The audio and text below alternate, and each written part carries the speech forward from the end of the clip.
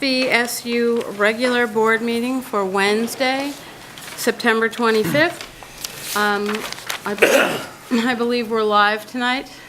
We are down one Shaftesbury representative, I believe, and we have Angie standing in for Cindy. I'm going to review the agenda, as seems to be my practice these days. What I'd like to do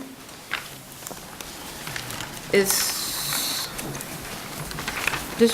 the first item on your agenda search? Yes. Okay. I have an old one. So what I'd like to do is move the second item past the finance so we can try and get through the finance, and then we can gauge the amount of time we have with that so that we're not pushing up against a late hour. So if that's all right, I think we'll just switch this around. Is that all right with everybody at the... Okay. So I'd like to start with public comments. Do we have any public comments?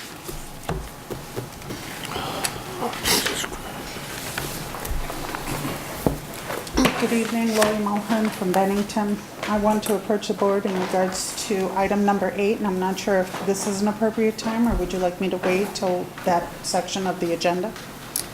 And it's 8C. Okay.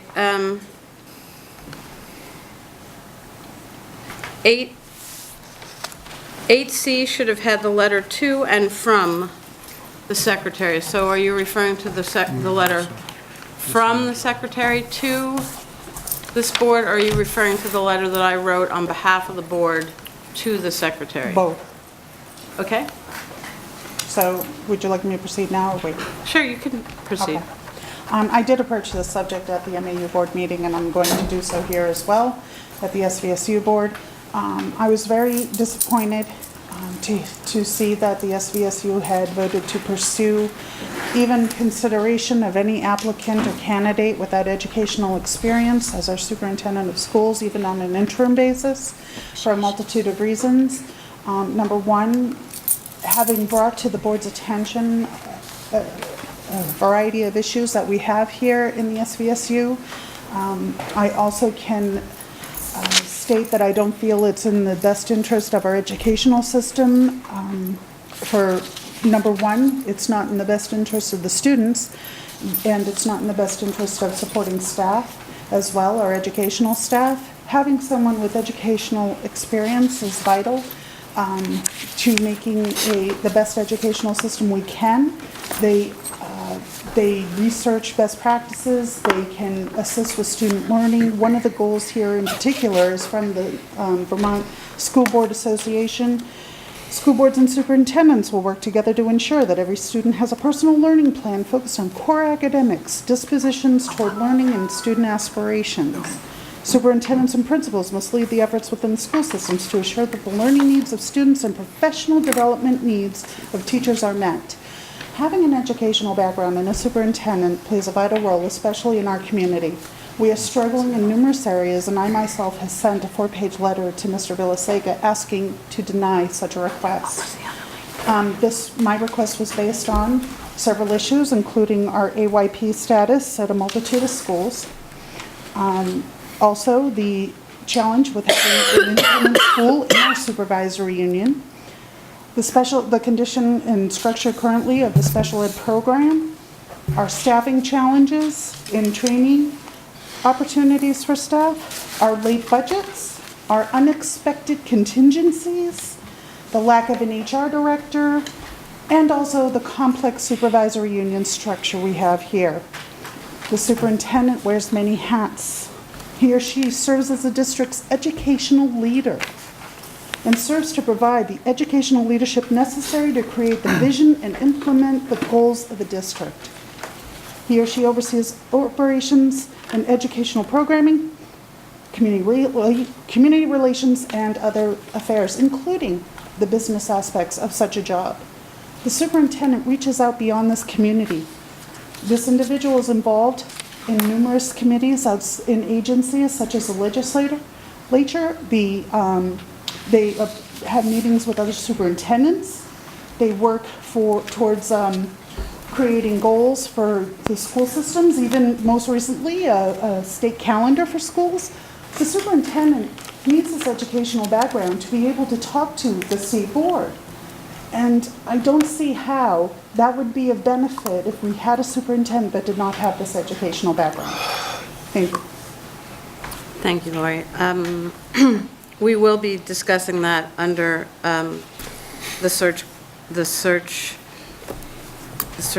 under personnel, under the superintendent search by NASDAQ.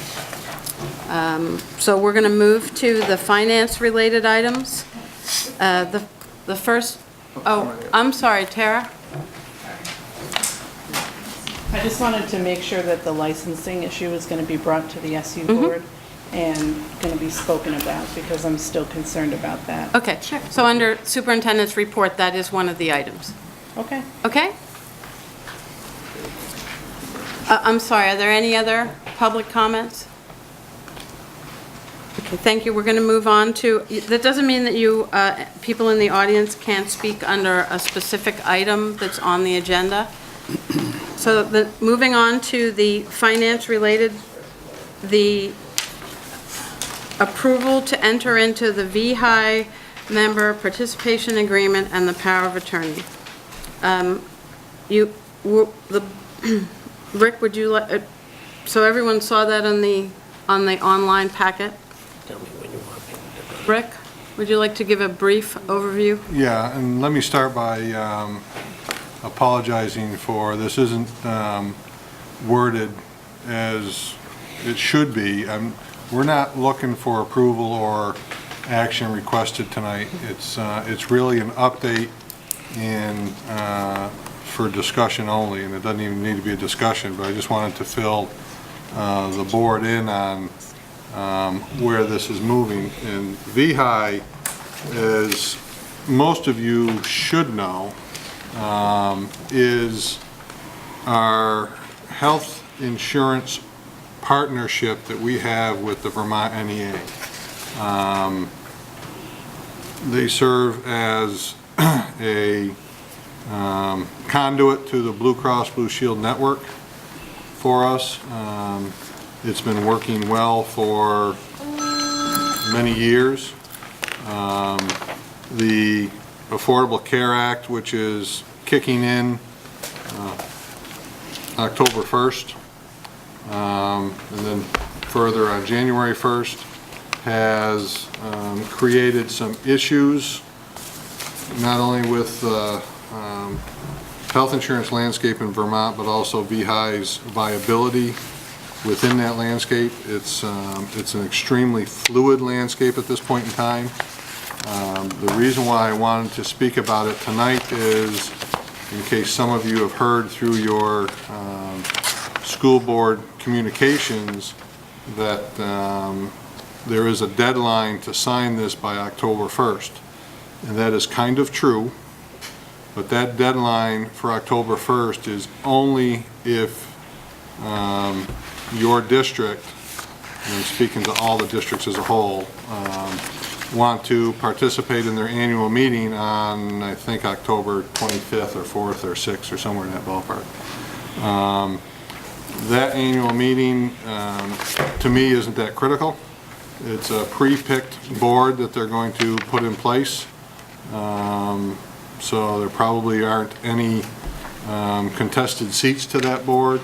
And it's actually more important that the districts keep their flexibility in this very fluid landscape of the insurance market as long as they can. The one thing VHI does give to the districts is it grandfathers the current insurance plans at least for next year, maybe as long as 2017 or 2018. But at some point in the near future, depending on your definition of the near future, VHI will go away. And school districts will have to make choices and decisions, probably through the negotiation process with the union, to determine what insurance coverage will be delivered going forward at, again, some point in the near future. So Ricky, I just want to make sure that, so when this agenda was made up, I apologize if it was action requested. I thought, because of the nature of the agreement and at the time. It may have been miscommunication between me and Mary Lee. I'll take So responsibility. you don't need us to table it, you're just really, this should be an FYI? Well, you may technically want to table it just because it says action on there, but I'll make a motion, we table it. Second it. So usually that stops well, we can vote on the table, then we can vote on the motion, but there's no motion on the floor, so I'm just, can you table the table till I finish a couple things? that's what I was going to say. Could you- So I think Rick was almost done, so if you'd like to rescind your, Rescind it, and you're done. your second, That's over. okay. So, the timeline, I mean, my office and the HR office is going to be putting in some extensive work over the next 3 months for a whole host of reasons. We need to document sizes of districts, and that may sound like everyone says, well, that's pretty obvious that Woodford is small. Yeah, Woodford's a small district. But Pownell, Shasberry probably are small districts, but the way the IRS is calculating, what do they call them? Variable hourly employees complicates how you calculate the size of the district. And depending on the size of the district, dictates certain actions you're going to take on later in the year. So the next deadline for this VHI agreement is, they're telling us April. I think you technically have until June 30th. They probably want it by April because if you're going to continue in the insurance plan, they obviously need to prepare for that. So, my suggestion is that we hold off, we buy time. Time is on our side at this point. The more information we get, the better served we're going to be. And every day, more information comes in. So with that being said, I'll make a motion that we table it. I second it. All right. Can we vote on the table? All in favor of tabling the non-existent motion? It's unanimous. So we don't really need an official motion. That was the motion, because if people had voted against tabling it, we would have continued with discussion.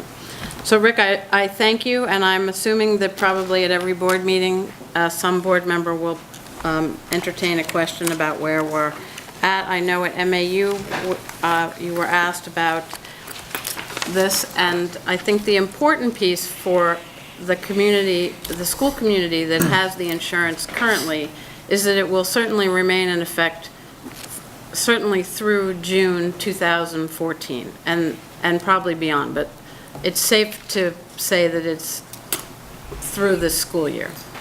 that is correct, and that's actually a good prompt for me just to tell the TV audience that a required communication is going out from each district that basically explains that the exchange is open. And we put a cover memo in there basically saying what Sean Marie just said, is that even though you're getting this notice, nothing's going to change, because if you read this notice, the first reaction of everyone's going to be, why are you changing my insurance? We're not.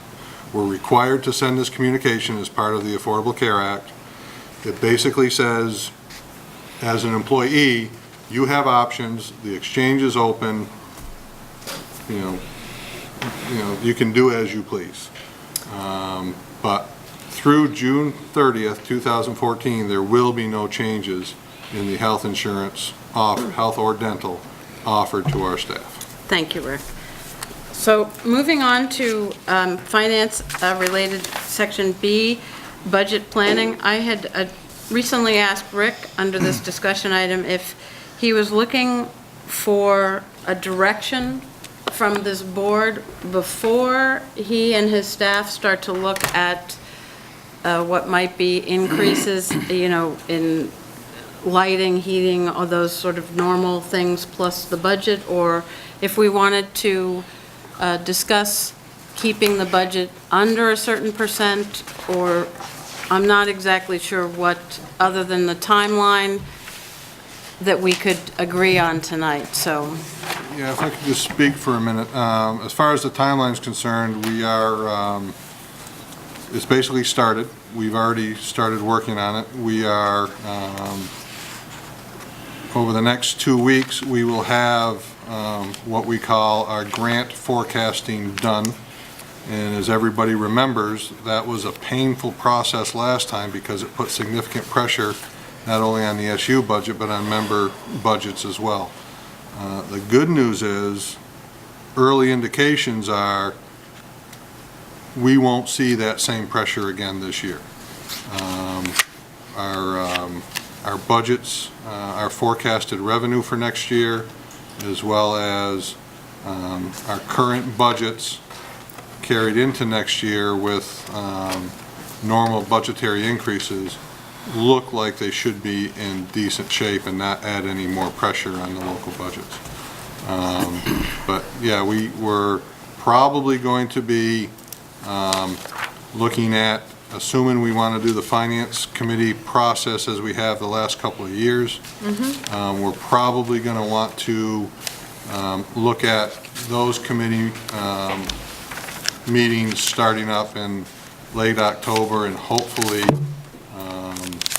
my goal would be to have that done and prepared for at least the first draft at your November meeting, and possibly have, depending on how that goes and if we can meet the parameters that the board members are looking for, either approval at the November meeting or have a special meeting in December, because the sooner we can set that SVSU budget, as you guys all know last year, the easier it is on your budgets, because that SU didn't get finalized until well after some of the local budgets, and it was a constant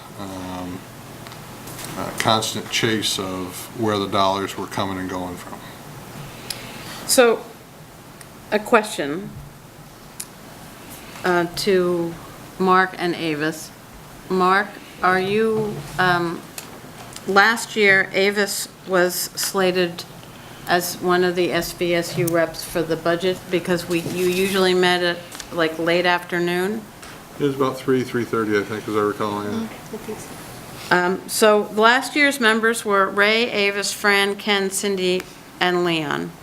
And Leon, I don't know if you were actually on that. I mean, anyone's welcome to come to the finance committee meeting. Usually more than the group showed. I mean, a lot of And- people were, most of them. You know, I believe that Mr. O'Connor is probably one of the ways to find out what actually happens in a school district is to sit on a finance committee to see really where the dollars and programs are in a budget, because there are a lot more details in looking at the smaller pieces of the budget than looking at, you know, just the sort of overview. So I can finalize both that and the personnel committee, as well as we'll talk about the teachers' negotiation under chair's report. But if you would like to start that committee, we're already almost in October, right? Yeah, I mean, in reality, I won't be ready for that committee to meet probably until the second, no, probably actually the third week of October would be the earliest that would meet. Okay. And what we did last year, I think we met for 4 consecutive weeks. We break down the budget into departments, and depending on the size of the department, that committee will go through in detail 1 or 2 departments a night and see what the needs are, what the requests are, what the budget implications are. Actually, the first meeting we do all the grants, so you see what the results of these grants forecasting is, and you'll see what pressure, if any, is going to be placed on the SU budget and or the local budgets. And then we go through the departments after that. George, and then Ken? Rick, last year, as you know, Bennington School District lost its budget 3 times. And one of the points that you brought up earlier this evening was the business that things are looking better as far as federal dollars are concerned, or no worse.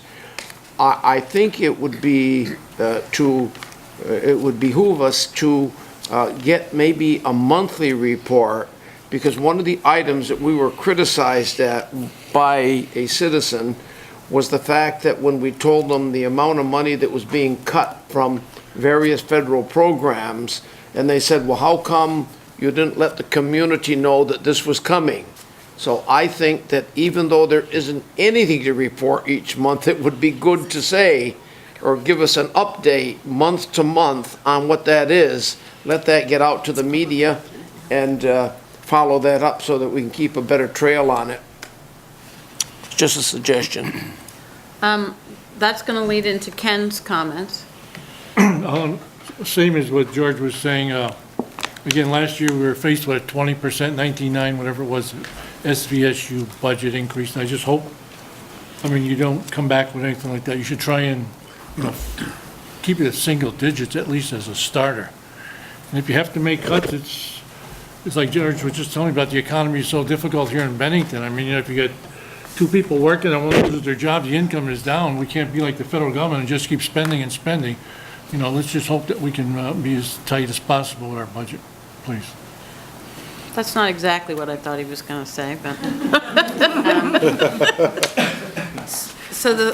As you've heard, as the community might have heard at the Bennington Select Board and at previous meetings of the SU and MAU boards, the Bennington Select Board is very interested in working with us to both understand more about the education and the education programming in the schools, and to understand the finances and where there may be pressures. And the idea of course, when they said it, I went, we need a new roof. In other words, if this building needed a new roof, which it does not, and the town of Bennington, or even one of the, like Shaftesbury or Pownell, needed some major work in their town, the idea would be at least to communicate on where there may be pressures against a budget. And with the school budget, there's also the piece that the complexity of how the tax rate is made, the fact that the tax bill in Bennington comes from the town, so they often get calls. And I think it would just be, Ken and I agreed that we would have the Finance Committee, or portions of the Finance Committee with you, meet with them in late October, early November, so that we could have a dialogue back and forth. And I hope this isn't a surprise to you. I'll meet with anybody, anytime, anywhere. Sean Marie, I don't think I've ever turned down a meeting. how about an invitation going out to the Board of Selectmen, and maybe there's someone there that may have some time to sit in on the Finance Committee meetings? Might that not be a good idea? That could work. I also volunteered this morning, and Joe Krozik will ask if I had suggested that various parts of our school system come to the Select Board to give a presentation on things like the pressures of guidance and social services on our school system, some of the challenges, some of the accomplishments, so that the Select Board had an understanding of the complexity of our system and what's happening in different areas. I think in particular, people talk about the social services that the schools deliver, and people, I think in general, if you don't have a student in the school, you may not realize the level of what one might call social services inside a school building is one of the things. So I think the communication piece is really important, and it's just a start. We're not really committing to anything but communicating, so. Can I Go ahead. Can I just speak to the, very generically, to the tax rate complications? And I'm not going to get into any detail tonight because it is a preliminary forecast of mine. But based on economic trends in New England as well as based on student population, the weighted averages of English as a second language and poverty in the state of Vermont. There is significant pressure that's being placed on the tax rate before you guys even get out of bed and have a conversation of what it's going to be. And the state is likely going to have to raise the base tax rate a significant amount prior to any adjustments that may take place either through health insurance or salary increases or anything else. So we need to figure out a better way to have that tax rate conversation, because clearly what we've done in the past isn't getting across to the community and isn't even getting across to some of our community leaders. Well, that was one of the things that I Legislative breakfast. talked about this morning in terms of exactly that, that complexity and that piece. So I think that, you know, going to the select board and also having somebody possibly come here, plus I think we might consider that, I don't know if they update it every year, you might know, the CLA tax rate, that booklet that the state puts out, they haven't put it out for a while, right? I think the last one I was think it's the public 2011 or assets. 12 was the last one I Yeah, the saw. public assets group. Because puts it out. I mean, it's time consuming for us, I mean, statewide, it's the same for towns in the way the budgets, or the tax rates, I mean, well, they're different in each town because of charters and whatnot, but I think we need something that's succinct and readable, because it is pretty complex. So, Ken? You think we could have yourself or Catherine try and organize maybe for November a legislative breakfast with our We legislators? actually have one scheduled. I can put that under my report. So we could get to see them before they have bills proposed and all this different It's stuff. November 18th, but I'll give more detail about it. So do you want any, does this board want to give Rick direction other than what some members have already said? Do people want to actually put a percentage out there?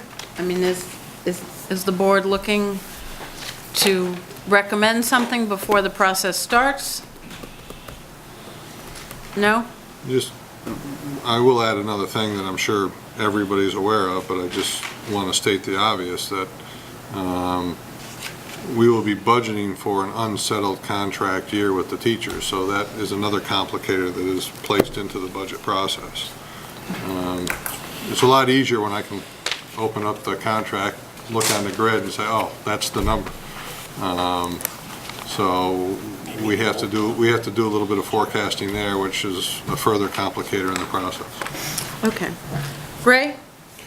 Well, it should be obvious, but I'll say it, that North Bennington will be expecting that services that it cannot receive in the administrative area will be adjusted so that we don't pay for them. So that's another factor. Okay, so seeing that we have no other comments, we'll move on to the budget status report. Are there any questions for Rick? I see a very large box by him, so he's got both the warrants and the... Seeing none, we'll move on to accept the treasurer's report. I have a motion to accept. So moved. Is there a second? Second? All in any discussion? All in favor? It's unanimous. Moving on to the special ed agreements with, it's sort of a three-way agreement. I guess I'll let Catherine speak to this, or Rick. It's two? Yeah, just the SU is the LEA for special ed for the district. So it's agreement between the SVSU on behalf of North Bennington and the village school. So that we need a motion for the board to authorize me to sign the agreement? That's correct. The non-instructional agreement, the agreement to cost would be general business function of the director of special ed. And this has been reviewed by all the parties involved. It has been extensively discussed, marked up, shipped back and forth, And with reviewed, attorneys. talked about. I was just going to ask, Could we hear from Ray? Yeah, he's got his hand up. I was going to call on him next. Well, I have one comment. Though indirectly, North Bennington is party to this because we are the board that pays the bills. We were not involved in the drafting of it.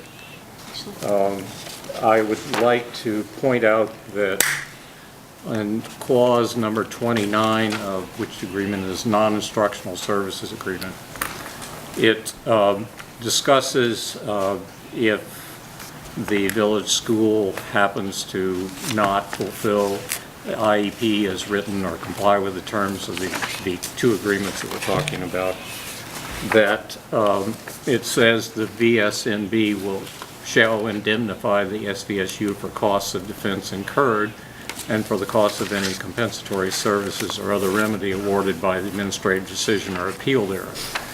Now, that is a unilateral position which protects the SVSU. It correctly only pertains to offenses by the village school, of which I expect there to be none. However, on the other side, it does not say that for the SVSU, should it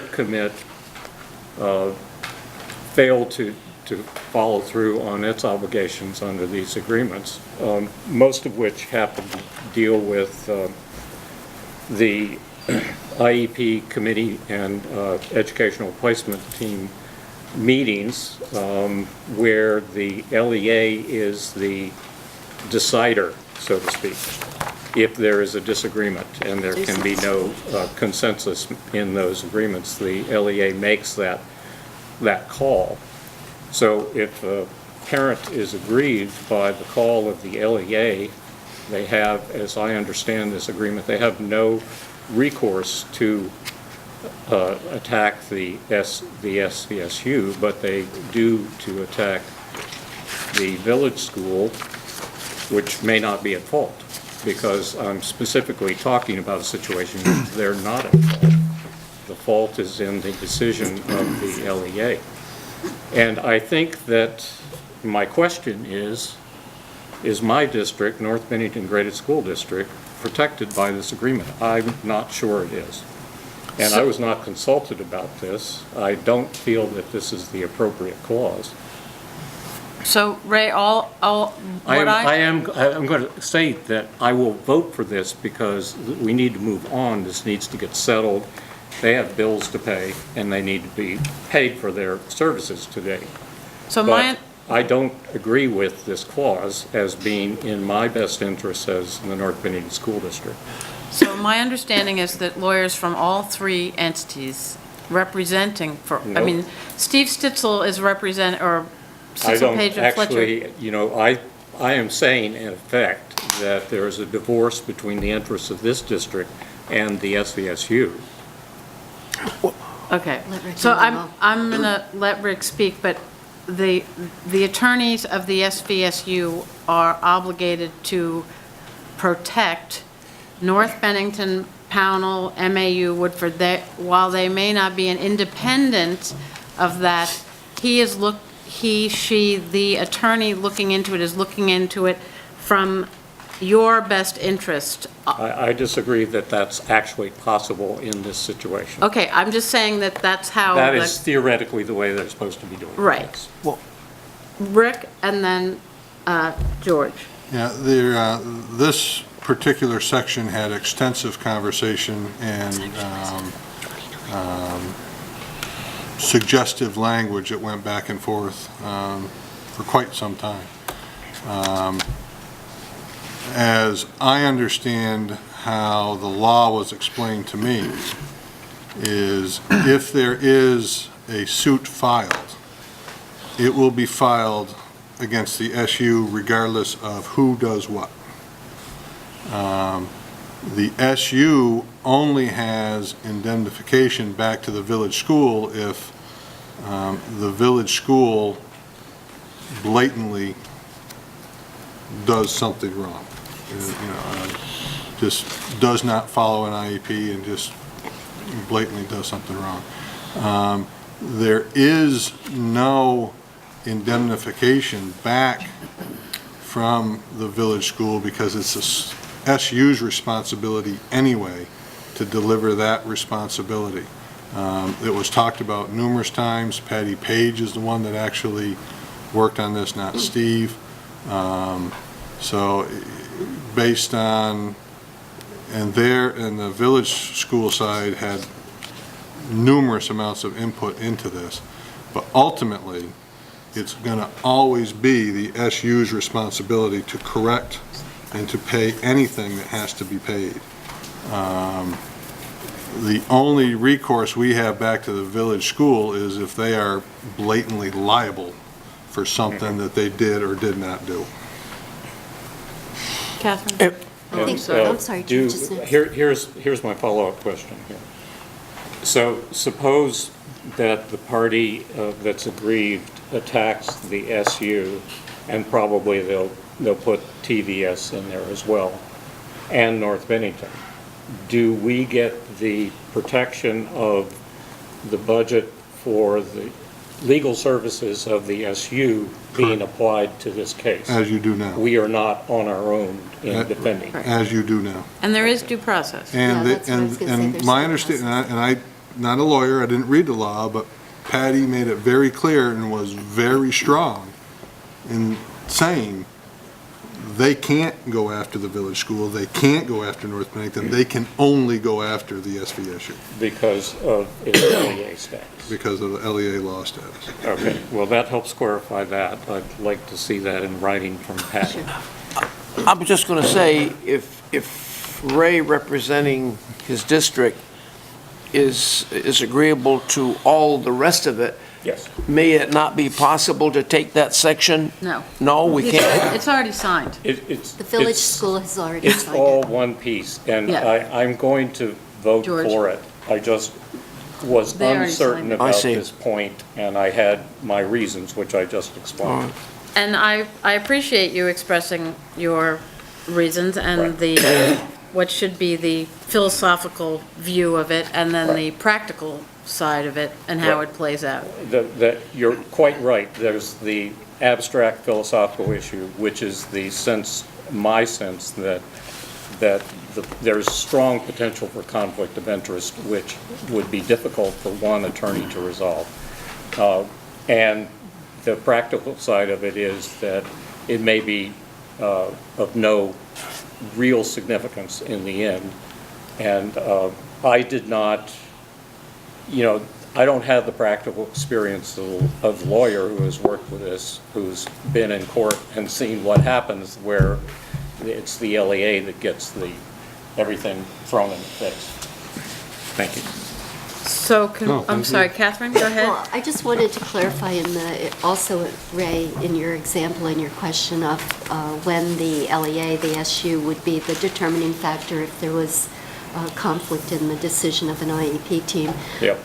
The parent does have due process. That is a legal, procedural due process offered to them. So. They have an alternative to appeal Yes. that, yes. I understand that. So, if there's no more discussion, can we have a motion to authorize the chair to sign the Both two, agreements. both agreements? No. Two, Just a non-instructional agreement. the non-instructional agreement. Avis? I would just make a comment here, and I think I've expressed a similar view previously in the last few months as the independent school gets its start up. I trust that with this agreement that North Bennington District is being well cared for, and I think as we go forward, there will be many issues coming up that puts North Bennington at a little odds in the picture, and I think we must all continue to be very aware of that and accept our need to look after their interests as well in this, what is now a very new situation for the whole of the supervisory. So in looking at both, and looking at what's online, it looks like there are two documents, right? To There's sign. Yes.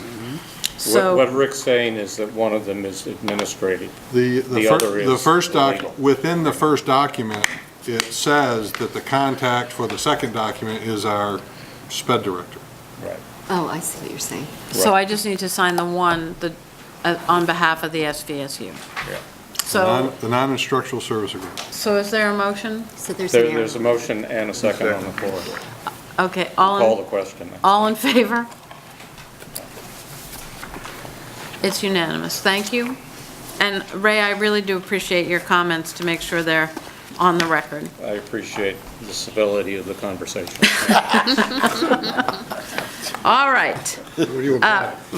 Moving on to the consent agenda, is there a new agenda, is there a new? Yes, I passed out the revised. It's not a new agenda, it's a new consent consent agenda. And So there's can- one addition.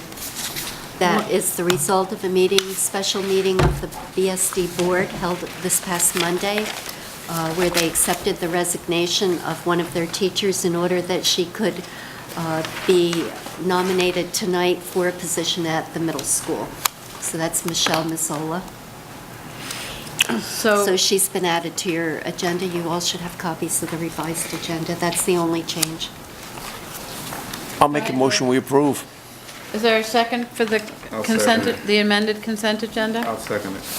All right, are there any questions on the minutes? I thought the minutes from our meeting 2 weeks ago got in here, but when I looked before I came, they were not, so I apologize. I'll have Mary Lee or Ann put them in the next packet if people want to review them before. I know Richard thought there may be some corrections to it, so I thought it was in there, but it's not. So we have the minutes from August, but not from the September meeting. So are there any questions on the consent agenda? Yes, I'm sorry, Jim? just a couple comments on the warrants. The warrants represent about $570,000, all right? And I've gone through them twice, and most of my questions are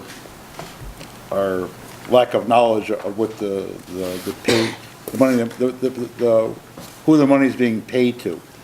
And my question, I guess, for the board and the whole consent agenda, we're always worried about money and what we're paying for is, and it's also pervades the area of ethics, all right? And I would just hope that everybody on the board is reading these warrants or looking at them. I mean, there's $18,000 for something called Sunbelt Staffing. I'm sure it's okay, but I don't know what that is, all right? And then there's the insurance, the insurance payment just knocked me over, $60,000 to Rowley Agency, and we talked about that at a different meeting. And I was just wondering if there's some way we can, I would sleep better at night if I know that somebody, part of our oversight or fiduciary responsibility is to see the money is being spent well. And if I was a crook, and I'm not, to quote Richard Nixon, the way the consent agendas that would be the easiest thing in the world to slip something in the consent agenda. I don't know. Let me tell you, I'm just curious. can I speak? So Sean Marie, Finally got your attention, George. Well, no, I just want to say, I just want to finish. I'm just saying, I'm just curious. It's a lot of money, and So here's the checks and balances, and I'll let Okay. George. oh, I just want to say that when these items come up at the Bennington School District Board, all the board members have been told that there's two things we can do. We can either contact, email, or do whatever. It's a rare meeting that we go to that we don't send out to the central office prior to the meeting any and all questions we have. That's step one. Okay. If they're not satisfied, they bring it up at a board meeting and we discuss it. So I would think that same policy would hold true for any member of this board sitting here. okay, so it's appropriate for members of this board to unilaterally send an email to anybody in the central office. here's- asking what the- There's the guy right there. Wait, time out. I agree with George to an extent. I think board members have a keen eye for, all of us represent and have interests in different areas. So if, well, let's say for instance at MAU, typically one of our new board members who's also an engineer and works in technology, often asks questions of things that relate to that. Sometimes people ask, like of a very large dollar amount, and the title really means nothing. You know, it's like consulting services, like in what? It is totally appropriate for you to ask someone in the finance department that question, but if you feel that that's a question that you want the whole board to hear, that's very appropriate too, and I think that that's relevant for other board members to hear what is of concern or raises a red flag for different people. Now, if you're a veteran board member and you see a school, you know, great expectations, you know, and you see these tuition payments coming through at Mount Anthony, you know, you'll typically get questions from new board members, veteran board members, and then after a while, people realize that that's a school that we have placed a student at. So, you know, it's really up to you and to all of us to look through the material, and I had liked your suggestion earlier about putting somebody in charge of different areas. But if you feel there's a question on there that you want an answer to, ask it. Catherine, and then Ken, and then Leon.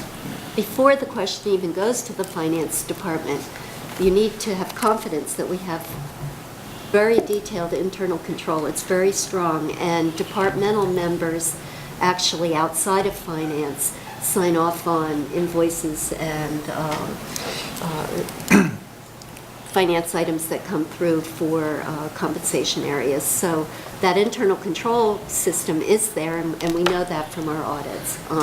But yes, the questions go forward, and typically they're responded to in the public session at the subsequent meeting for each of the boards. Bennington will do that, other boards will do that. Give an email, curious about these things, and inevitably the answers come back, and they're actually reported at the next meeting. Ken and then Leon. You know, just repeat what Catherine mentioned. If someone has a question and they contact Rick before the meeting to speed up the process, Rick doesn't answer that individual. When he comes to the meeting, he will tell everybody the answer to that question. Or once Rick wasn't They'll email there, everybody. once Rick wasn't there and Catherine took the questions, listed them, and the next day or so, she emailed to all the board members the answer to that one question or two, whatever it is. So no one is going to the person and getting an exclusive answer. Everybody gets the answers. Right, and that's the part I was. Leon? And that's just what I wanted to say as well. It's true. Anybody else We don't wanna want say? everybody to be bombarding the central office for questions, but if you Anybody have want- questions and you document them through email, it helps everybody to understand that, well, you're new and you may not understand all these things, and so if your documentation was to include the chair or Catherine or something like that, and they can say, wait a minute, we have a method we have a sheet, at least in the case of financing, that tells you what all these codes mean. Maybe we need to get that sent over there to the person, or some other stuff out here, but I hate to say turn loose everybody for any time somebody got a question that they just bombard the central office with without making sure that they document it and go through. Do you feel loved, Jim? You know, we want you to be happy. At least for me, he does. No, I'm just doing a reality check that, I see these things, you know, there's a ton of money just get okayed, so I'm assuming everybody has confidence in the system, all right? And I'm just making sure. Chief Financial Officer would like to comment. Well, it's going to be part of your October 30th retreat. Right, exactly. However, so the public has a level of confidence. Just let me briefly describe to you the process. It will be brief, that someone would write a check. Nobody can walk out of here with hundreds of thousands of dollars. We would have to get 6 or 7 people all to agree to walk out the door with this money. The expenditures are generated at the building or department level. Depending on what's being purchased, that could go through 6 levels of approval before it ever gets to me, before I finally say, yes, we're going to spend these dollars. Then, once the PO is issued and we receive a good of some sort, it then starts back at the building level to say, yep, I received this, we're happy with it. It goes to AP, they put it in to process the check. That check process has to go through one of my accounting managers to verify that and to actually issue checks which are under lock and key. They can't get them. The person that writes the check doesn't have control of the checks. And then that checklisting goes to the treasurers. They sign off and say, yep, you're able to issue the checks. All of that happens before you see that end up in your packet. So you can ask any question, you can be concerned about any expenditure. I just want to alleviate any fears that Catherine, made the statement, there are extensive internal controls. So- And With all that being said, Jim, do you have a question on the warrants? Let's see, Do you have two? So we can move on. Well, no, I don't want, they don't need to be asked. I just want to know, what am I voting for when I say? You're approving these checks, and you know what, they don't go out of here. Let's say you bring up a question on a check, and the board goes, and Rick goes, oh, well, that's such and such, and somebody says, no, that didn't happen in my district, or, something comes up, we could vote to hold that check, and then the treasurer will not send it out. So can't there really- are checks and balances. I can't release the checks until you guys say yes. Okay. So, So I'm walking away thinking, I'll read the warrants, if I have any questions, I'll ask. yeah, I thought I couldn't ask. of course you Except can for here. ask. No, because of this I secret have- meeting stuff. I have an open door policy. You can walk in my office anytime, you can call me anytime. Okay, thank you. So, we have a motion and a second on the floor, right, Richard? Yep. Are there any other questions on any of the things on the consent agenda? All in favor?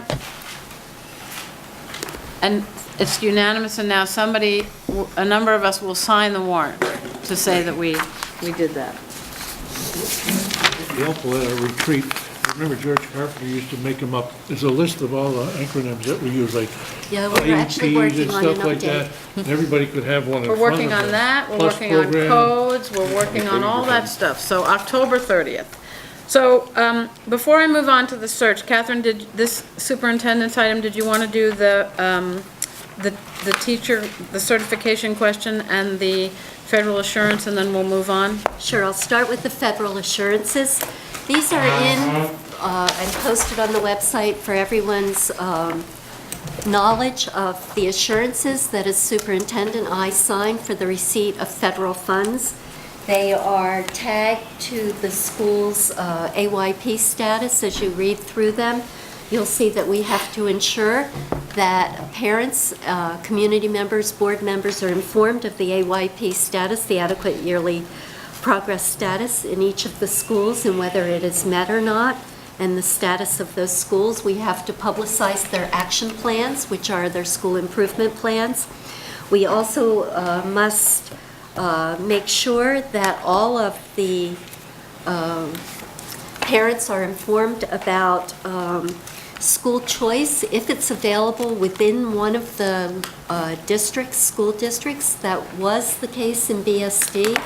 But now, since Monument is not making adequate yearly progress in both subjects, they no longer have, BSD residents no longer have choice, but we still have to say that there is no choice. And then the final and most important piece of the assurances is to make sure that those who are in schools that have not made adequate yearly progress, that the parents know that they can get supplementary tutoring outside of the school system for their students if they are eligible for free and reduced lunch. So those letters go out in the first week of school and also in January in order to make sure that parents are aware that there is an approved list of tutoring vendors that they can select from and schedule tutoring. So those assurances are posted, and we are now reporting them as well to the state, and there's an electronic system at the state for tracking that. I'm going to introduce the next, is any questions on the assurances? Seeing none, are you going to the next item? Yes. So, for this board, it was asked at the MAU board, or actually it was stated at the MAU board. And BSD. And BSD, but I wasn't at that meeting, that there were, well, I think the adjective used was many. Significant. Or significant number of non-licensed teachers in our school system. And what I had said to the woman that had asked it is that we would answer that question at the SVSU as a total picture of our 400-plus teachers. So that was the comment that was made earlier that Catherine is addressing, that was asked at 2 other boards. And it is really important that the whole SU and our system hears the answer to this question as well as the public. So, Catherine? Yes, we have 2 certification processes that we pay attention to. As you know, once a teacher is certified in the state of Vermont, licensed, the words are used interchangeably, they must renew that license periodically as it expires. That whole system of certification renewals is actually given oversight by a separate independent Standards Board. It's called the Local Professional Standards Board, and they report directly to the State Professional Standards Board as well as to the licensing office at the state.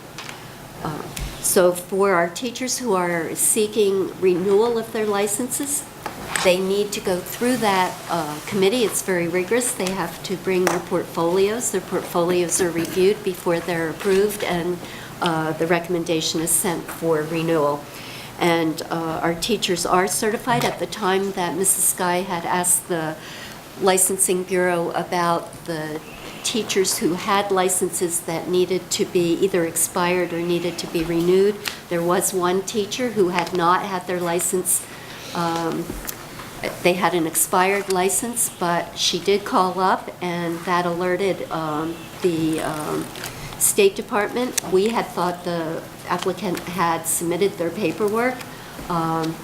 It was done. The license was issued faster than I've seen any license ever issued in my tenure, but the license has been issued for that teacher.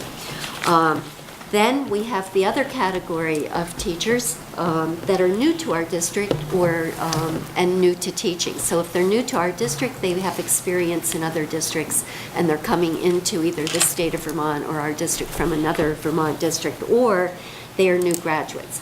We currently have, it's very important that you listen, that we have 9 teachers throughout the entire supervisory union who do not hold a current license right now, but they are eligible for a provisional license, which the request and processing is in action at this point.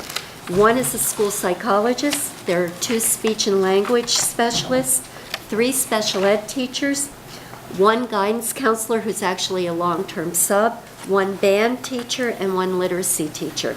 All of these are eligible for either the clinical supervision in the case of the speech and language specialists that the state oversights, or they are eligible for a provisional license.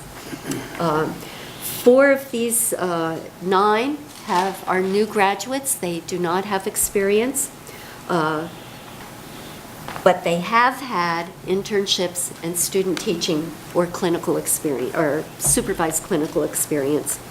1 is a 12-year experienced teacher, 1 is an 8-year experienced teacher, and 3 have at least 1 year experience.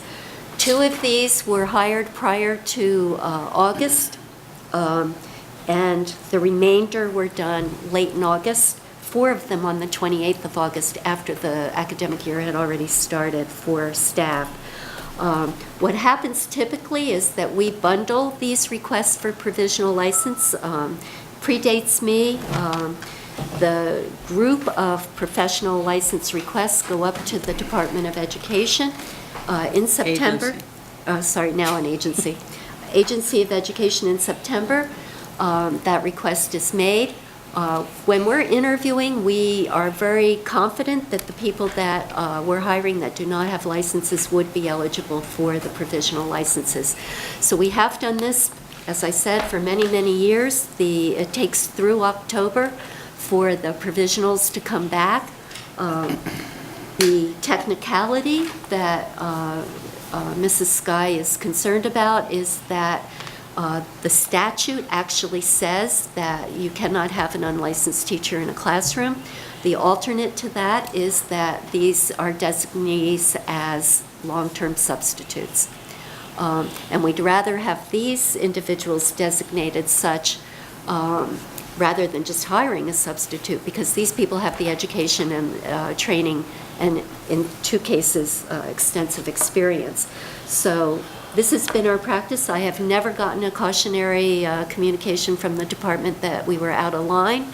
However, I have been in contact with Marta Camber twice now, and also the investigative unit of the legal department, to ensure that what we are doing is at least in line with what happens in many districts with late hires, and they agree that it is. There is a process for communicating lack of compliance, so to speak, and when I contacted the investigative unit, they said we're already doing what we're supposed to be doing, which is getting the provisionals. So that's the story. And I'm going to add just 1 or 2 things. When people are interviewed and screened, there's not only are there background checks, there's reference checks. And I think, we have this discussion occasionally when it comes to whether record checks come back and when we start people. And, this has kind of been an ongoing discussion for many years at many different boards. And when people are interviewed and hired, they go through, checks and balances through the system of who interviewed them, the principal, a director, and so forth and so on. and central office, yeah. So I just wanted to say that. Plus, a provisional license is indeed a license. So, you're talking specifically about people their licenses are pending, right? Is that what you're talking about? Yes. Okay. And then you didn't mention the number of teachers we actually have in the system. I know it's over 400. Yeah. And many of them carry dual certification and others more than 2. Okay, Leon? Just wanted to make sure, there's a time frame in which, a time restriction in how long an individual can be operating on a But if the provisional. department is delayed in issuing it, yeah. It can't go on year after year, is what I want to make sure. No, and in fact, That's- I have let people go, several, actual. Just wanted everybody to realize that they are offered to them, but they have to do work to get this acquired Oh, yes. within They a have certain 2 time frame. years. And this is the second part of that, I hope, and I don't know whether I missed it or not. This is not for somebody that's been in the district. This is for new people coming in. New hires usually. Well, it's And- new hires or recertification. So I think that, we will, again, on October 30th, there will be a personnel issue, there will be a hiring practice. The board will understand even more in depth how the process works. So because I'm watching the clock and it is 7 minutes after 8, thank you, Catherine, for following up on that. I really appreciate that. And I'm going to move on to my report very quickly, and then we're going to move on to the search. The board meeting for October, we're going to have it on October 30th. That October 30th meeting is for all 30-some-odd board members. In that 3-hour time frame, we will have a half-an-hour business meeting to do warrants, et cetera. So we will not be meeting on the 23rd of October, which is the beginning of the VSBA conference. Then in November, the 4th Wednesday falls on the Wednesday before Thanksgiving, and I personally will not be here. I don't think that's a good evening to have a meeting. So we can either, Pownell and MAU meet on the 3rd Wednesday, so we can either try and juggle MAU and Pownell, or we can move to the Thursday, the 21st. Anybody's, that means Pownell and MAU would meet on the 20th, and then SVSU would meet on the 21st. What is your pleasure? 21st is... A Thursday. A Thursday, okay. So we tend to fall back on where we used to always meet when we can't meet on a Wednesday. So is that Thursday, the 21st of November, work for people? Seeing no, Okay, That's- Catherine, does that work for you? Yes. November the No, there's nothing. Thursday, oh yeah, the 21st, all right. Okay, and then we have a similar situation in December. We can meet on- The fourth Wednesday is December 25th. All right. So I think because it's budget, I can't say, oh, maybe we just won't meet in December. That's not possible, right? I doubt it. Okay, so I'm going to tentatively Unless say. I'm lucky and get it approved on the 21st of November. I doubt that. So what I'm going to say is that Pownell and/or MAU will juggle their times, and we will put SVSU on the 18th of December. And, you know, if need be, we can meet at 7:30, Pownell can meet, and then MAU won't meet, or something like that. Does- Powell's 5:30 anyway. It is? Okay. Yeah. Well, that'll be a long night for you Why wouldn't you guys. do a similar thing and do Thursday, the 19th? Well, I'm trying to eliminate meetings, not add meetings. Well, I'm So just- let's Be a just number say, of budget meetings. I'm just saying you might want to tentatively plan on, 2 weeks prior to that too for another budget. You're gonna have to okay, have a so couple budget we're meetings. gonna meet, so if everyone could write the 19th, Thursday the 19th on their calendar For which, are you saying of December? December? 19 December, Thursday. December 19th? 93. That's for what I thought you month? said December 18th. 19th. I did say the 18th. 11/19? But Rick is thinking that all the boards are gonna need to meet, so I can't really say that 11/19. MAU won't meet. And I would also tentatively pencil in, I'm just assuming the Second calendar in my meeting. head, so 2 weeks prior to that would be December 5th, Thursday the 5th. Right. You might, I'm not saying you're gonna definitely meet that night, but you might want to pencil it in just in case.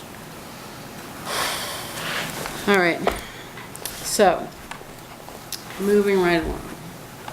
So I Just wanna, give a legislative breakfast update.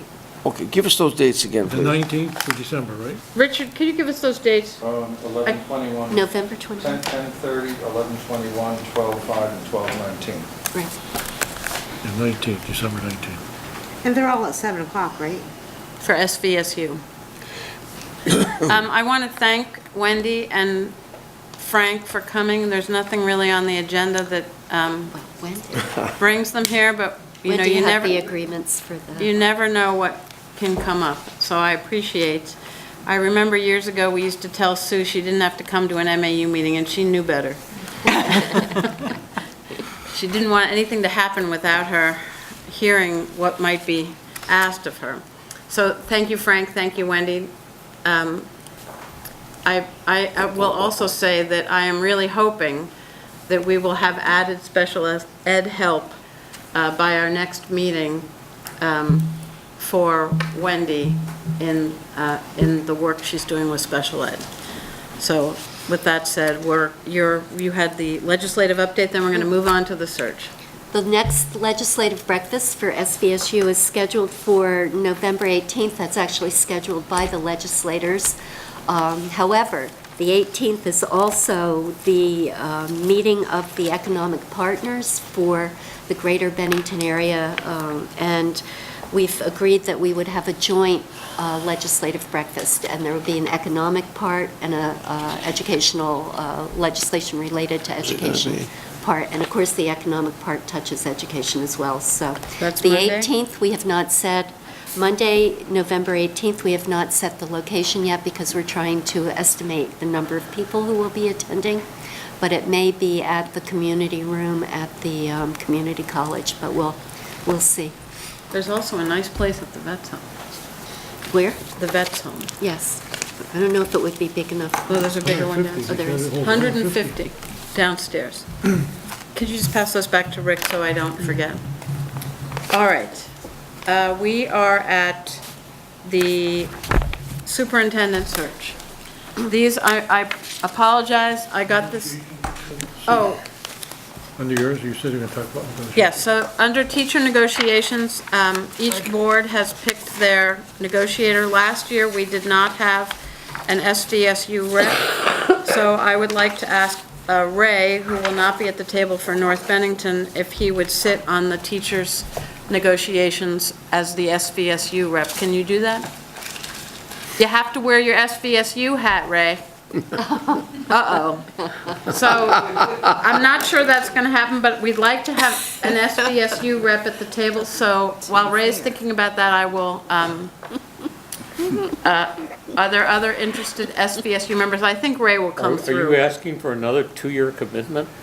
No, it's gonna be Hopefully- open and done in a couple months. 6 months maybe.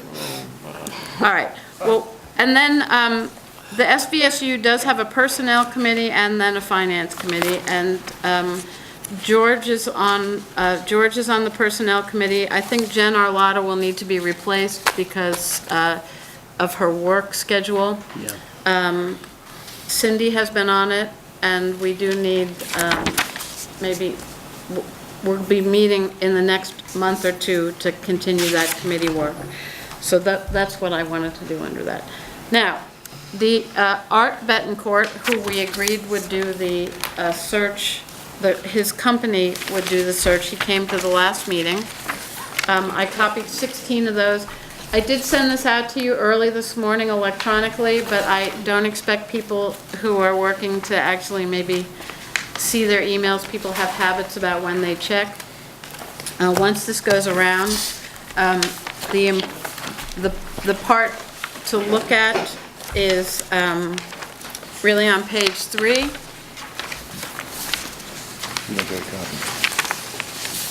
But Jim, you only have what? We need one more. One more for Ray. Oh, I'm sorry. No, I don't need it. Before we start this discussion, I'm wondering, Jim, did you have an item you wanted to bring forward? Yes, I did. So I think It'll be to brief. get that out of the way so we can continue with the business at hand with the superintendent search. At the last meeting, I made a motion that passed, and Sean Marie graciously complied with the motion and wrote a very nice letter to the Secretary of Education. However, he was the wrong person, and his response to us basically says it wasn't his job to decide, that he was not able to decide on the requested waiver. Apparently, the statute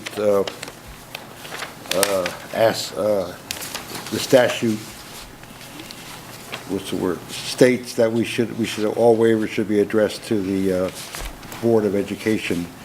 And a footnote is that, as we all know, the Chapter 5 is entitled Commissioner of Education, which no longer exists. And we have a Secretary of Education, and the Commissioner of Education used to report, I think, Yes. to the Board of Education, so the whole thing is confused, all right? Initially, I was instructed, not instructed, but recommended that we write to the Secretary. So, that being said, the Secretary of Education has not denied our waiver request. He's just said it's not his job, it should be directed to the State Board of Education. That being said, and the people helping on saying this correctly, I'd like to make a motion that we take the letter that Sean Marie wrote to the Secretary of Education and simply redirect it to the proper recipient, being the State Board of Education. I don't know if that's the chairman or the clerk, how that... So what I believe you're saying is that you would like the letter, whatever the date was, I think it was the 12th, or when did I write it? Let's see, we got it back in The letter dated September 15th. You would like the letter dated September 15th that was sent to the Secretary of Education. You would like it forwarded to the State Board of Education, which it would be sent to Stephen Morris and copied to Carol King, the administrative assistant. Correct. So are you making that motion? Yes, I am. Okay. So there's a motion on the floor. Is there a second to that motion? I'll second it. It's made by Jim and seconded by Fran. And the comment I'm going to make, like I made at the last meeting, is that I had asked and Leon had complied to say that we would continue with the search. I'm concerned personally about derailing the current search. I have no issue with, I mean, I don't agree, but I certainly would send it if it was the board's wishes to forward it there. But I personally do not want to see us stop the search for a new superintendent. Well, I plan on making a motion at the proper time to continue with the search tonight. And I would be seconding that motion, so. Okay, so there's a motion. Yes, it's a motion made in the second. But I think there's been a lot of stuff going on and a lot of comments, and maybe there should be some additional information to speak to what that means, and not just that we're trying to railroad something out here. It's my understanding, there's gaps in the system that need to be fixed. And we showed everybody's concentrating on that by the same motion that we made last time was to not stop and wait, but to continue on and do business as we see business need to be done under the current structure. But there is something in the guidelines that are saying that allow this to happen, and we wanted to get that fixed. In the statute. In the statute. That's what we're trying to do. And so nobody's really speaking to that. It's just that we needed to make sure that we not only continue with this, but then we continue with what we plan to do anyway in terms of the process of going through the bring about a superintendent. So for sake of clarity, because it does get a little confusing, Leon, I do not believe that that is what Jim is saying. You, Leon Johnson, are saying that there are some disconnects, which I pointed out in this letter, between the different statutes of who has authority to do what. Title 16 was not rewritten as planned in the last legislative session since Act 98, which was, or 440 was enacted, which let the governor appoint the Secretary of Education and change the department to an agency. Following that, the statute was supposed to be changed. Now, aside from that, there's some other disconnects. What I believe Jim is saying he believes that we shouldn't be tied to these requirements of that are listed, which refer to the Standards Board and the requirements for a superintendent. So while you both agreed to have this letter written, I believe you're coming from two different angles. You would like to see the thing straightened. That's right. You would like to have an exception to the rule. Is that correct? I would like to have the words in section 242, I believe it's A, change from superintendent to highest ranking supervisory union official. Okay. And then keeping in mind, as you reminded, and I totally support your paragraph you added to the letter about appointing, that if we do this, we can appoint a qualified person. And as I said 3 times by videotape, a qualified person is a licensed superintendent. And more to be said on that, okay? But we can't do it, nothing can be done rushing forward and we can't tweak this at all with those words in 242. As long as those words are on 242, anybody that we hire, okay. Well, I just want to say, I loved your letter. I thought it was honest, balanced. No, seriously, it was a nice letter. You did, in a touchy situation, the letter's available on anybody. It was a well-written letter, and we're just looking for a waiver on that, on those words. And then all the other laws stay intact, and I think there's plenty of protection to get a qualified person to run the educational aspects of the job. Okay, I'm going to call on Ray, and I do want to be mindful of the time, and I believe that most people are stating, as we voted the last time in a majority, to continue the search currently, so as not to derail that. So, Ray. Well, I think the answer that Leon would be looking for would be a legislative act. Exactly. I'm not sure what Jim is after still.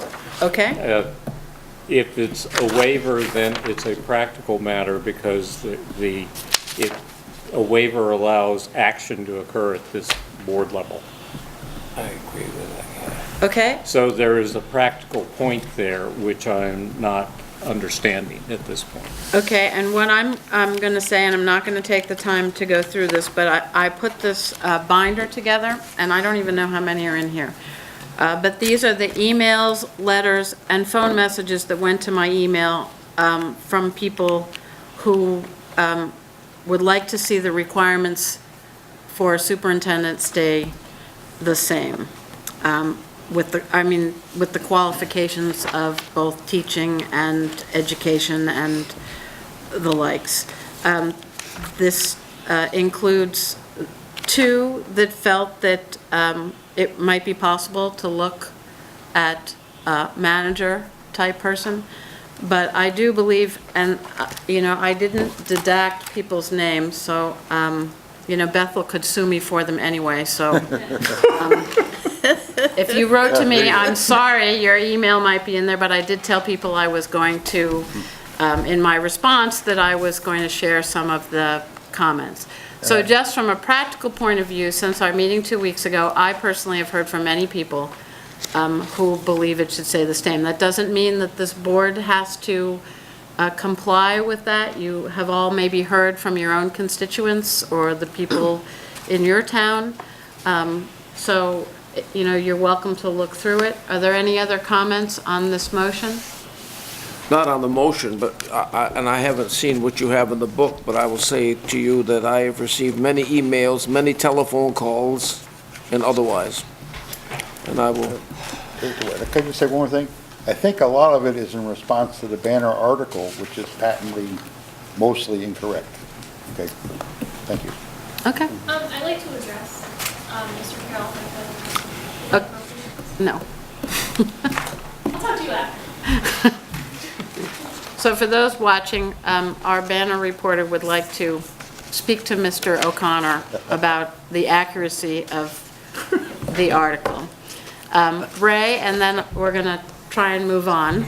I'm going to quickly iterate the point I made at the last meeting, that the request seems to me to be out of order in the sense of not Robert's rules, but in the sense of process. Process is searching for a new leader for this organization, and I think a waiver is requested at the end of that process if you cannot meet the requirements that are imposed upon it. And who knows, we might get there at that point. We may. So, there's a Call the motion. question. There's a motion and a second on the floor, and George, yes, Richard? You've got two motions on the Yeah, floor. No. You have the half a You've got motion. one to authorize you to send a letter, and you've got another motion to continue the search. No, he's going to make that next. We're gonna make that next. We just wanted everybody to know we're gonna do the same thing we did last time. That's But a all. second. Shove that one under You the missed table. that there was in the Well, book. George quickly said it and Leon quickly seconded it, but it's not on the floor. But thank you yet. for keeping us in order. It was on the floor. Call the question. So all in favor of the motion to, Seconded Jim's. Fran, all in favor of sending the letter written to Secretary Villaseca on September 15th to be forwarded to the State Board of Education, please raise your hands. 3.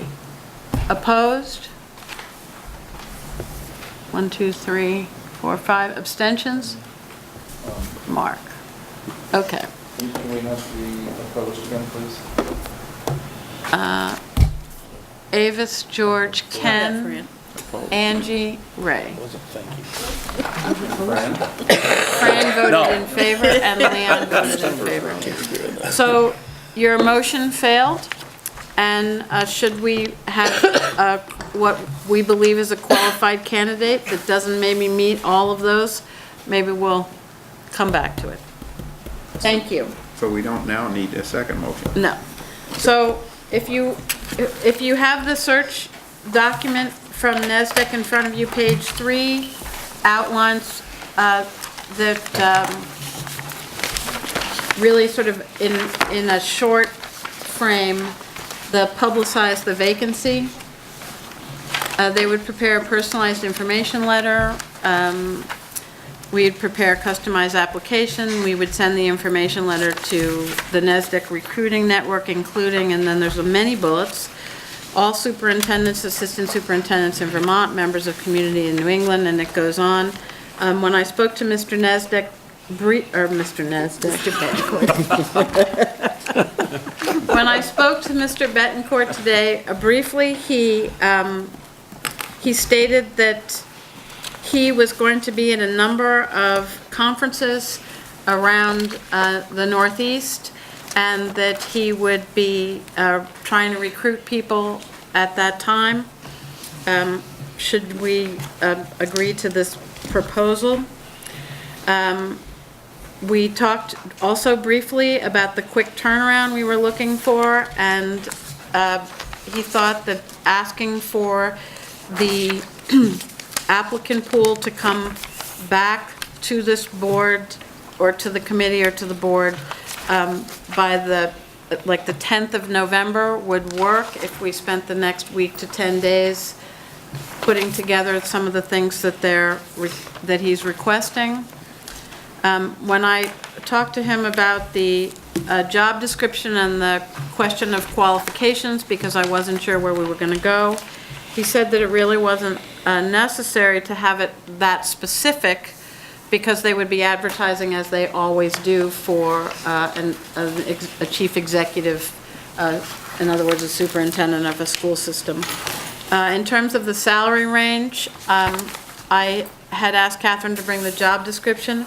I think that's maybe a discussion for the Personnel Committee to come back to hear, but what Mr. Betancourt said is in the advertising, he would recommend that we state regionally competitive.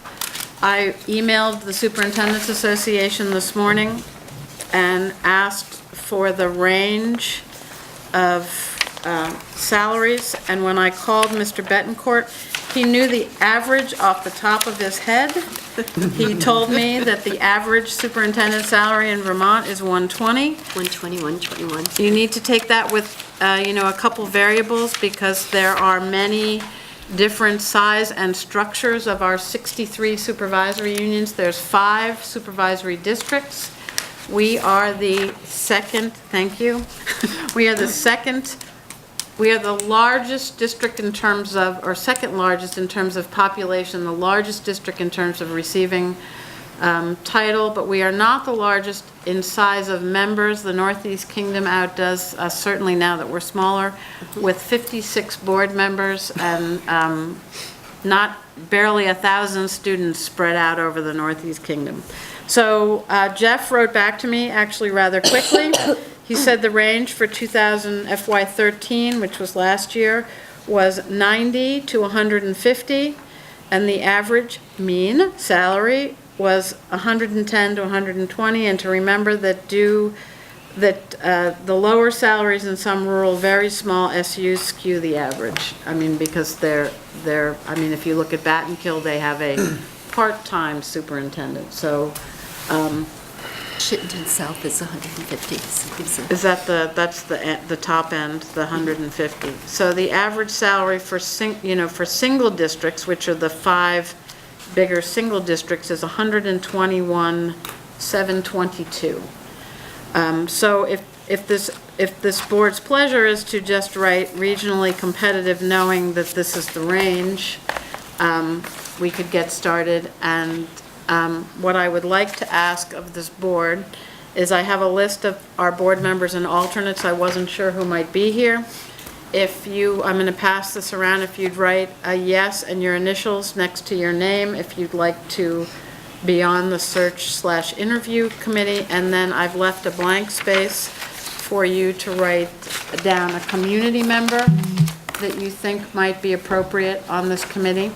The committee can't be too large, but I think it needs to be large enough. I think we owe it to the community to be open and transparent about this process. And, I'll take questions or comments from Avis. If I understood you correctly, If we choose in the future to upgrade the services that we are receiving, we certainly have that option. Correct. Yes, okay. So this particular proposal, which I know is short notice, but we spoke about it briefly at the last meeting, and he wrote it, I think the dollar amount for this sort of limited search, which is really bringing the candidates to this board and doing the outreach, is $3,396. There's travel, that does not include travel or an overnight.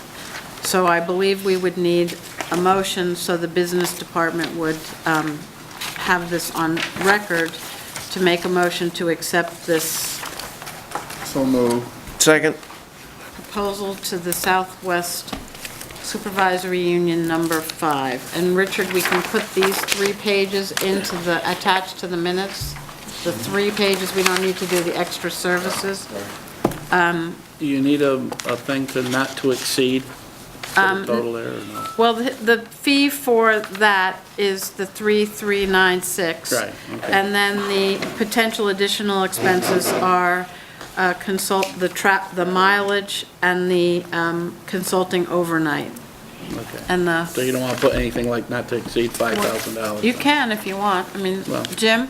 I have a question on A3, first bullet. Okay, they would send the informational letter to blah, blah. All superintendents and assistant superintendents in Vermont. My question is, they should, is that actively is that the 60 working superintendents or the 100 or 237 licensed people that presently there's 237 people in Vermont that have a valid superintendent's license. I think it would be very efficient if we sent, if everybody with a license in Vermont, a qualified person with a license to be superintendent, be sent a letter, All right, we can add that. okay? And the list can be, the list is publicly available through Agency of Education. Thank you. Is that, I mean, we can put that into the motion. We You can want put to the send it to all, or you don't? 5,000, or when we get to that, we should have him note that they want There's 250 half up people front with a and license, half so might as well at the ask end. them. Yep. I would accept that amendment. Is there a motion? Yes. Number 6, page 6, number 2, is that something that would work, the investment? What is this American Association of School Administrators website? Is that something that goes throughout the whole United States to all the, maybe that would even be more of an outreach, To add that for 385? just to really, another 10%. They want to add it. 10% more gives you the whole United States outreach.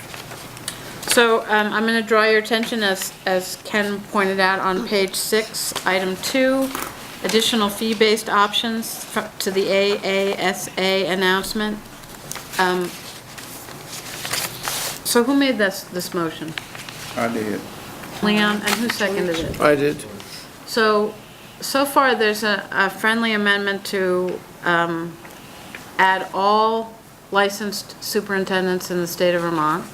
Yes. And then I think there's a friendly amendment to, Sean, Cap the, all people with a license, because oh, right, all Yeah. All persons with- all individuals with superintendent licensure or credentials, or credentials. yeah, active, valid, correct, Valid.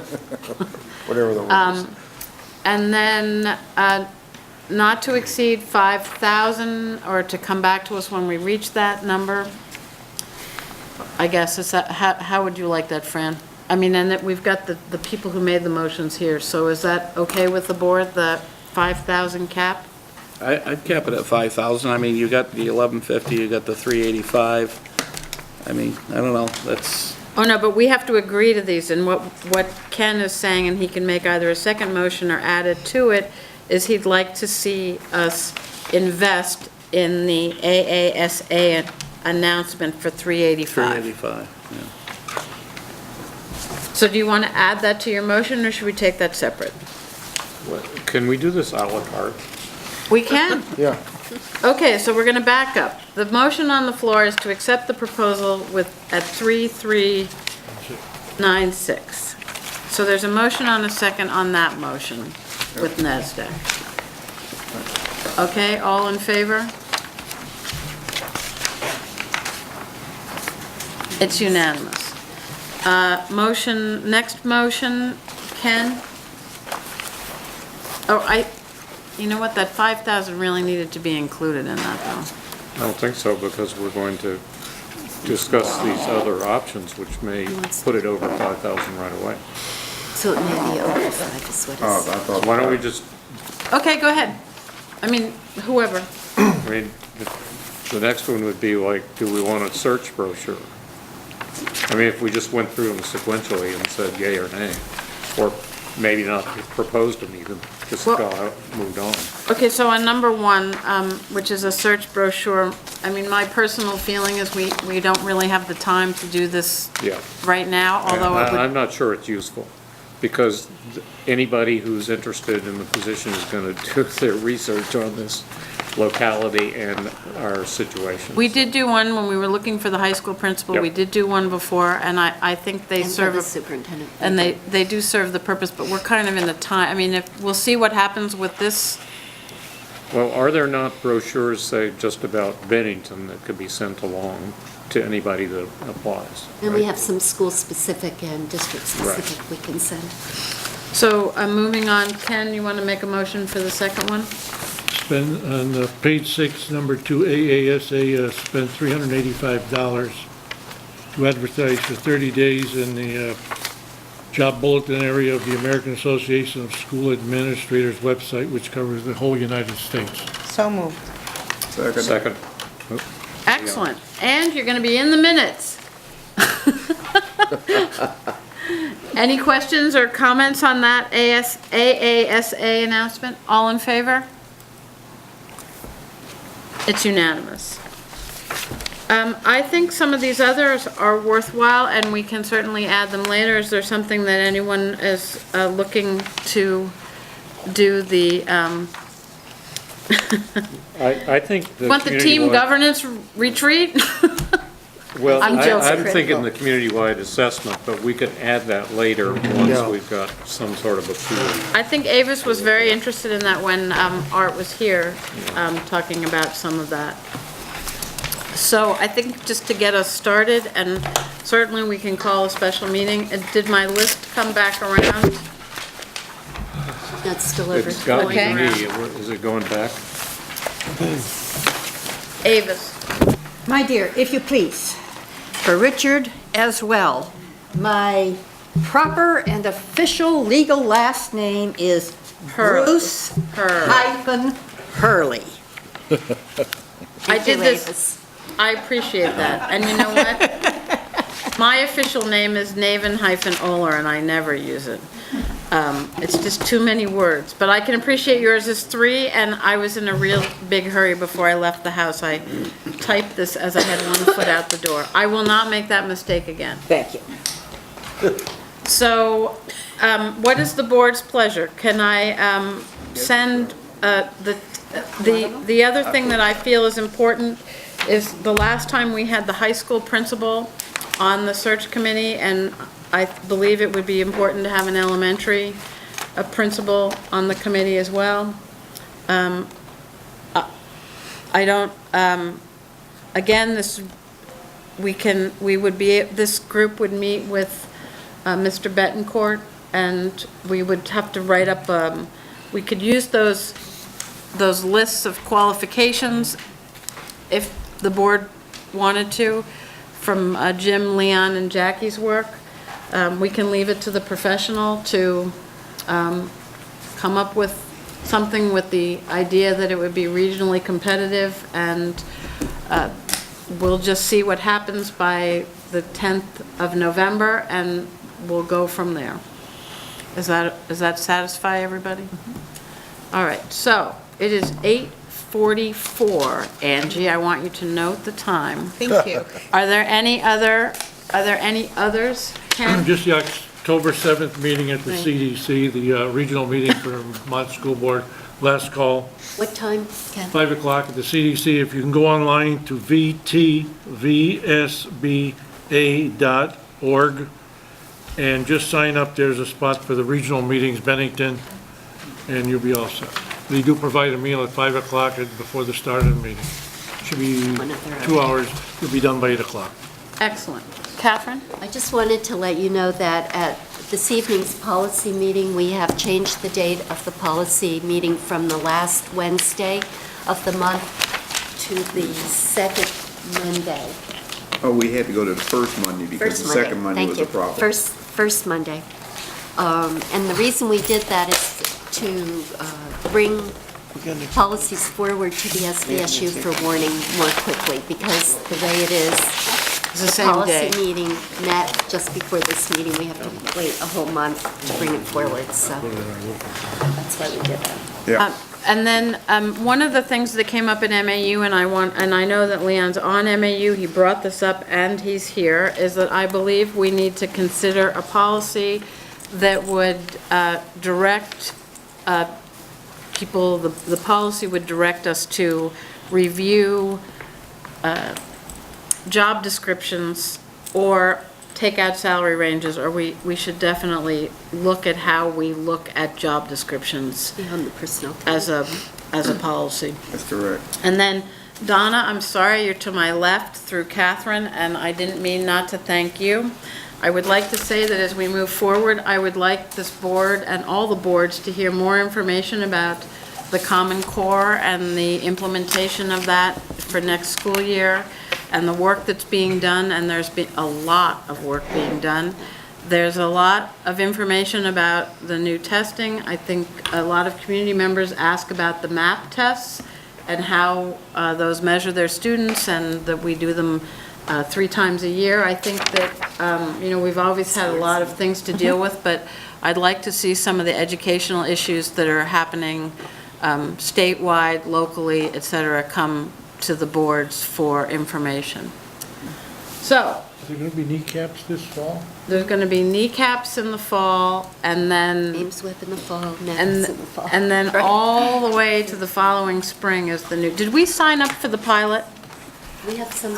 Some of our schools have been doing it. Well, no, the secretary sent out a notice to say who wanted to do the pilot for Smarter Balance, and but before the end of the day, he had the 1,500 students that he needed, and he had to say no to the We did, rest. some of the schools did it last year. So, They assign it by grade, it's just a random. Mark's made a motion to adjourn. And All right, Mark. No, take it back. I'm sorry.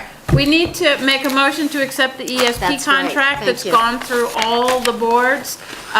Ray, you can abstain. Woodford, you can vote because you have an SU part of a person. I mean, you can vote on it if you want, but you don't have any. So moved. All in favor?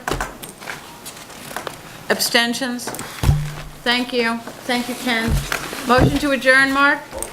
Second? Or done? Thank you. For remembering. That was Ken. Ken, thank